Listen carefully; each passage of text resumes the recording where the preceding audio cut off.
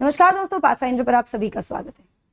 दोस्तों, आज हम बात करने वाले हैं उपराष्ट्रपति और उनके पद के संबंध में और उससे संबंधित सभी प्रावधानों के बारे में। क्या क्या प्रावधान संविधान में इस संबंध में दिए गए हैं। जैसा कि हम सभी जानते हैं कि राष्ट्रपति चुनाव की प्रक्रिया अब बहुत ही जल्दी अपने चरम पर पहुंचने वाली है, इलेक्शन होने वाला है। इसी के साथ अब उपराष्ट्रपति पद के लिए भी चुनाव की प्रक्रिया का एक तरह से प्रारंभ हो चुकी है। इसके बारे में बातचीत शुरू हो गई है क्योंकि एम वेंकैया नायडू जो हमारे करंट उपराष्ट्रपति हैं, उनका जो कार्यकाल है वो 10 अगस्त को कंप्लीट हो जाएगा।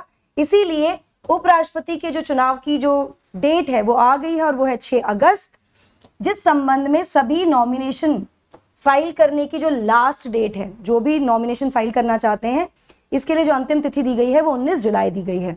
आज के सेशन में हम उपराष्ट्रपति के संबंध में सभी महत्वपूर्ण जानकारियां लेंगे। उससे पहले छोटा सा मेरा इंट्रोडक्शन है, यहाँ आप देख सकते हैं। आप मुझे फॉलो कर सकते हैं पाथफाइंडर चैनल पर, जहां पर आपको मेरी सभी क्लास के शेड्यूल्स और डिटेल्स मिल जाएंगी। साथ ही आप मुझे फॉलो कर सकते हैं अनअकैडमी ऐप पर भी for all my special classes and plus courses. Enrol करने के लिए आपको सिर्फ मेरा कोड यूज करना है NDLive10। अनअकैडमी आपको दे रहा है 20% का स्ट्रेट ऑफ आपके सभी UPSC CSE सब्सक्रिप्शंस पर, जहां पर आप बहुत अच्छी सेविंग्स कर सकते हैं अपने प्लस कॉम्बो, आइकॉनिक कॉम्बो पर। एनरोल करने के लिए आपको सिर्फ मेरा कोड यूज करना है NDLive10। ऑफर 18 से 22 जुलाई के बीच में रहेगा। CSE assure limited time offer है, अभी जाइए एनरोल कीजिए विद NDLive10। 2 साल या उससे ऊपर के सब्सक्रिप्शन पर अनअकैडमी आपको दे रहा है फ्री 1 ईयर का एक्सटेंशन। टेस्ट सीरीज प्लेटफॉर्म पर चल रही है। एनरोल करने के लिए अगेन आपको यूज करना होगा मेरा कोड NDLive10। चलिए दोस्तों, बात करते हैं उपराष्ट्रपति पद के बारे में। उपराष्ट्रपति जो पद है वो हमारे देश का एक यूनिक फीचर है, भारत का, जो फॉलो करता है संसदीय प्रणाली, संसदीय व्यवस्था। और ऐसा एग्जैक्ट पैरेलल, बिल्कुल एग्जैक्ट सेम पद, इस तरह का सेम पद, एग्जैक्ट सेम पद किसी भी और लोकतांत्रिक देश में नहीं पाया जाता, इंक्लूडिंग द कॉमनवेल्थ। कॉमनवेल्थ में भी नहीं पाया जाता, ठीक है। साथ ही ये जो पद है ये सेकंड हाईएस्ट संवैधानिक पद है देश का। सबसे ऊंचा पद या सर्वोच्च पद जो है वो राष्ट्रपति का है। He is the head of the state, he is the first citizen of the country. इनके बाद उपराष्ट्रपति का पद आता है। अगर उपराष्ट्रपति के बारे में बात करें तो उनकी सभी जो उनकी पावर्स हैं वो उनको मिलती हैं आर्टिकल 63 के अंडर, संविधान के, जो कहता है कि भारत का एक उपराष्ट्रपति होगा। इसके साथ साथ आर्टिकल 64 कहता है कि इस पद के साथ एक और पावर है कि वो एक्स ऑफिशियो चेयरपर्सन होंगे राज्यसभा के, सभापति होंगे राज्यसभा के। और इस इफेक्ट में जो वाइस प्रेसिडेंट हैं वो सभापति के पद का निर्वहन भी करेंगे, ठीक है। वो दोनों पदों का निर्वहन करेंगे, वाइस प्रेसिडेंट उपराष्ट्रपति और सभापति राज्यसभा के, पदेन अधिकारी कह सकते हैं। इस पद के संबंध में हमारे देश के जो father of the constitution doctor BR Ambedkar, जो कि ड्राफ्टिंग कमेटी के चेयरमैन भी थे, उन्होंने 29 दिसंबर 1948 को इस पद के संदर्भ में कुछ चीजें कही। उन्होंने कहा कि संविधान अवश्य बात करता है उपराष्ट्रपति पद के बारे में, लेकिन actually he is the chairman of council of states, वो राज्यसभा के सभापति हैं, ठीक है। ये कह सकते हैं कि जब तक उनके जो फंक्शंस हैं, उनकी जो जिम्मेदारी है, उनके बारे में बात करें तो ये बिल्कुल सेम है जैसे कि स्पीकर के होते हैं लोकसभा में। जैसे स्पीकर है लोकसभा में, उसी तरह से सभापति होंगे राज्यसभा में। साथ में यह भी कहा गया कि जो उपराष्ट्रपति हैं वो राष्ट्रपति के पद का निर्वहन करेंगे या वो एक्टिंग प्रेसिडेंट का काम करेंगे, उस पद की जिम्मेदारियां निभाएंगे। कब? जब भी कभी कोई वेकेंसी, पद रिक्ति होगी, राष्ट्रपति पद में अगर कोई रिक्ति आ जाती है by virtue of his death, मृत्यु के कारण या फिर रेजिग्नेशन या रिमूवल के कारण, रिक्ति कब आएगी? या तो राष्ट्रपति की मृत्यु हो जाए, या वो रिजाइन कर दें, या फिर उनको हटा दिया जाए। इस संबंध में वो एक्टिंग प्रेसिडेंट की तरह काम करेंगे उपराष्ट्रपति। कब तक? Until the date on which the new president enters upon his office, जब तक कि नए राष्ट्रपति अपने पद पर नहीं आ जाते। यहां मैं आपको बता दूं, ये आर्टिकल 65 में दिया गया है, नंबर 1। नंबर 2, जो मैक्सिमम ड्यूरेशन उपराष्ट्रपति की एक्टिंग प्रेसिडेंट की रहेगी, जब तक वो राष्ट्रपति के पद का निर्वहन करेंगे, in case of vacancy can be 6 months. क्योंकि राष्ट्रपति चुनाव के संदर्भ में कहा गया है कि जब पद खाली है, पद में रिक्ति है, तो विद इन 6 मंथ्स इलेक्शन हो जाने चाहिए।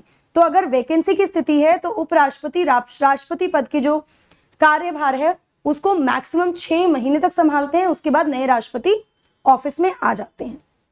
ठीक है, वहीं आर्टिकल 64 क्लॉज 2 कहता है कि राष्ट्रपति उपराष्ट्रपति जो हैं वो निर्वहन करेंगे राष्ट्रपति के सभी जो उनके कार्य हैं, कार्यभार संभालेंगे जब राष्ट्रपति ऐसा करने में असमर्थ होंगे, यानी कि एब्सेंट होंगे। वैकेंसी नहीं है। एब्सेंट किस वजह से हो सकते हैं? किसी वजह से, बीमारी की वजह से हो सकते हैं या किसी और कारण से हो सकते हैं। उस समय उपराष्ट्रपति कार्यभार संभालेंगे राष्ट्रपति पद का। ठीक है, इस केस में, इन केसेस में क्या होगा कि जो राष्ट्रपति उपराष्ट्रपति हैं उनको वो सभी पावर्स और इम्यूनिटीज दी जाएंगी। वो सभी powers, immunities, salary, privileges, emoluments जो भी राष्ट्रपति को मिलते हैं उसका अधिकार होगा उपराष्ट्रपति को भी, जब वो राष्ट्रपति पद के कार्यभार संभाल रहे हैं। ठीक है, अगर हम इलेक्शन की प्रक्रिया की बात करें तो कोई भी नागरिक जो है भारत का, एनी सिटीजन ऑफ इंडिया, यहां पर मैं आपको क्लैरिफाई कर दूं, हमारे देश में एनी सिटीजन ऑफ इंडिया लिखा गया है, भारत का कोई भी नागरिक। ये स्पेसिफाई नहीं किया गया है कि वो नागरिक बाय बर्थ है, सिटीजन बाय बर्थ है, जन्म के आधार पर है, रजिस्ट्रेशन के थ्रू है, नेचुरलाइजेशन के थ्रू है। अगर कोई व्यक्ति भारत का नागरिकता जिसके पास है और वो 35 साल की आयु प्राप्त कर चुका है, ठीक है, साथ में वो किसी भी स्टेट, राज्य, यूनियन टेरिटरी में रजिस्टर्ड वोटर है, तो वो कैंडिडेट बन सकता है इस पद के लिए। पहली कंडीशन। इसके साथ साथ कम से कम 20 एमपीज, सांसद प्रपोज करें उनके नॉमिनेशन को, उनके नामांकन को, और 20 उसको समर्थन दे। 20 should propose and 20 should second, 20 MPs. As per Article 66 Clause 2, Article 66 Clause 2 के अकॉर्डिंग वाइस प्रेसिडेंट ना तो संसद के किसी सदन के सदस्य हो सकते हैं और ना ही किसी राज्य की विधानसभा के। और अगर कोई ऐसा व्यक्ति है तो उसको अपने पद को छोड़ना पड़ेगा। अगर वो एमपी है या वो एमएलए है तो उसको अपना पद छोड़ना पड़ेगा उपराष्ट्रपति के निर्वाचन के लिए। ठीक है, जहां राष्ट्रपति का जो निर्वाचन है उसके लिए जो निर्वाचक मंडल है उसमें वेरी वेरी इंपॉर्टेंट प्लीज ध्यान से सुनिएगा, फॉर द प्रेसिडेंट जो निर्वाचक मंडल है उसमें सभी elected MPs, for the president all the elected is the key here, elected MPs and MLAs, सभी निर्वाचित सांसद और सभी निर्वाचित विधायक पार्टिसिपेट करते हैं, निर्वाचक मंडल का हिस्सा होते हैं राष्ट्रपति चुनाव के केस में। लेकिन उपराष्ट्रपति के संदर्भ में ऐसा नहीं है। उपराष्ट्रपति के लिए सभी एमपीज, ऑल दी एमपीज, मतलब member of parliament, Lok Sabha Rajya Sabha दोनों सदनों के सभी MPs, elected and nominated, both elected and nominated. अब लोकसभा में तो नॉमिनेटेड एमपीज नहीं है फिलहाल, है ना, लेकिन राज्यसभा में तो नॉमिनेटेड एमपीज होते हैं। लोकसभा में दो नॉमिनेटेड एमपीज होते थे एंग्लो इंडियन, जिनको रिमूव कर दिया गया, हटा दिया गया प्रावधान उनके संबंध में। लेकिन राज्यसभा में 12 नामांकित सदस्य होते हैं। उपराष्ट्रपति के निर्वाचन में सभी एमपीज निर्वाचित और नामांकित पार्टिसिपेट करते हैं। राष्ट्रपति के निर्वाचन में नामांकित सदस्य पार्टिसिपेट नहीं करते हैं, ये ध्यान रखिएगा, बहुत बहुत इंपॉर्टेंट है। और प्रक्रिया कैसे होती है? Proportional representation by means of single transferable vote. Proportional representation होता है, सिंगल ट्रांसफरेबल वोट के द्वारा प्रक्रिया होती है। जो वोट है वो सीक्रेट बैलेट के द्वारा होती है। Proportional representation with single transferable vote एक सेशन अलग से कंडक्ट करेंगे जिसमें इसके बारे में डिटेल में बात करेंगे, विस्तार से बात करेंगे। अभी मैं आपको बस ये बता दूं कि प्रोपोर्शनल रिप्रेजेंटेशन तो हमको पता ही है अधिकतर लोगों को। सिंगल ट्रांसफरेबल वोट का मतलब हुआ कि जो भी कैंडिडेट्स होंगे ए बी सी, उन सबके लिए प्रेफरेंस दी जाती है और प्रेफरेंस के आधार पर काउंटिंग होती है और मिनिमम कोटा नहीं आता है तो वो वोट ट्रांसफर हो जाता है। इसके बारे में बात करेंगे डेफिनेटली जल्दी ही। इसी के साथ आर्टिकल 67 क्या बोलता है? इट सेज कि उपराष्ट्रपति अपने पद पर रहेंगे कब तक?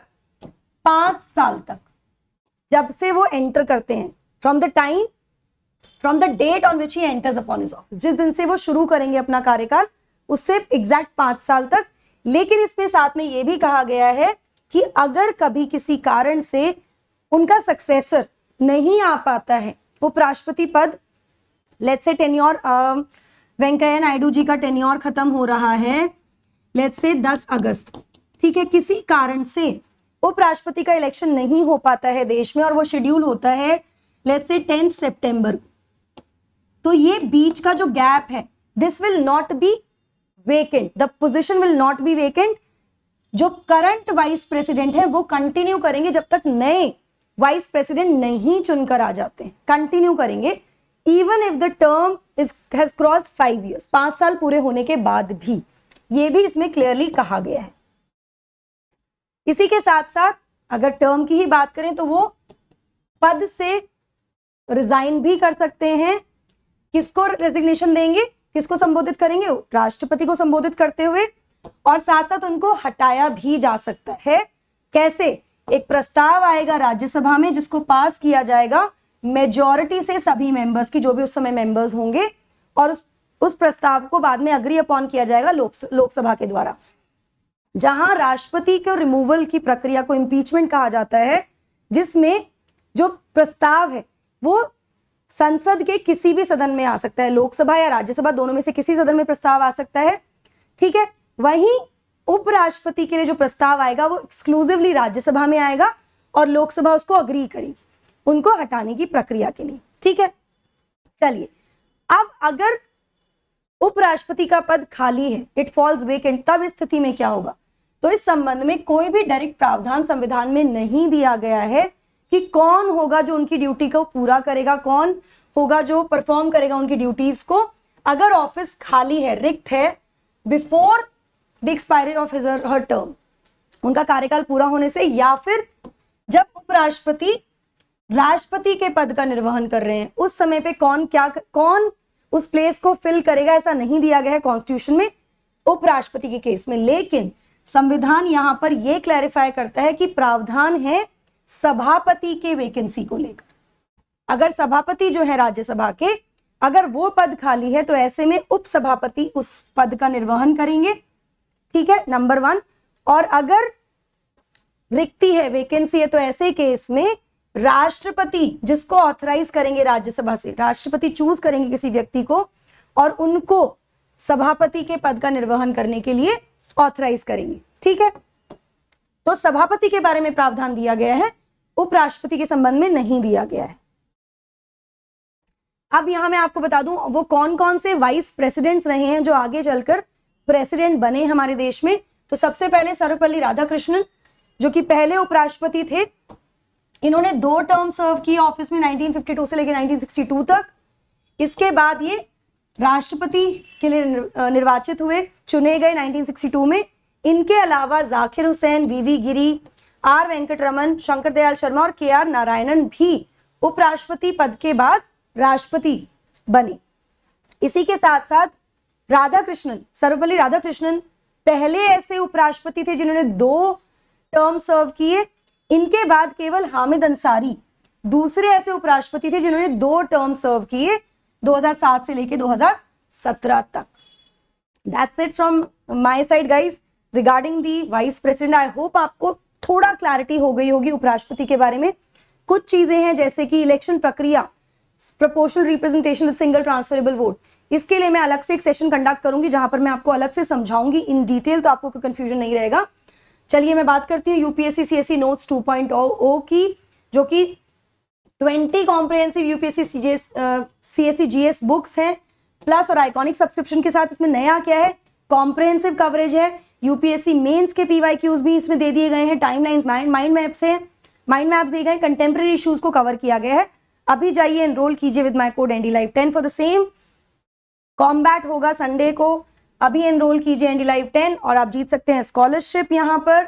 वाई अनअकैडमी, बिकॉज अनअकैडमी आपको बहुत सारे बेनिफिट्स तो देता ही है सब्सक्रिप्शन के साथ, along with the result that we are producing year after year. अब सब्सक्रिप्शन लेने के लिए आप 0% EMI भी अवेल कर सकते हैं लोन फैसिलिटी के साथ। अभी जाइए एनरोल कीजिए गाइस। लेजेंड विजडम सीरीज शुरू की है अनअकैडमी ने, रोड टू लबासना